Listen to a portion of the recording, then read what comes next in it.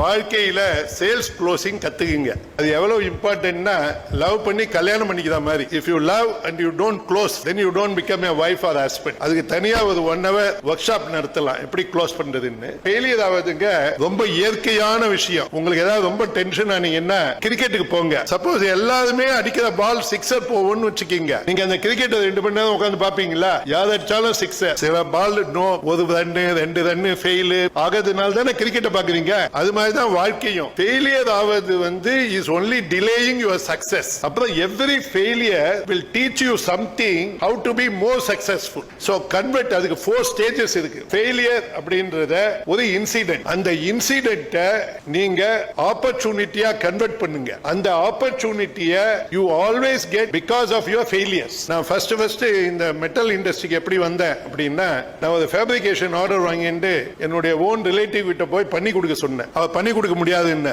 அதுக்கப்புறம் அன்னைக்கு evening think பண்ணேன், அப்ப நம்மளே ஒரு ஃபேக்டரி ஸ்டார்ட் பண்ணா என்ன. So I created a company called Saravana engineering. இப்போ ஃபேக்டரியை கிரியேட் பண்ணிட்டேன். I want to win, I want orders.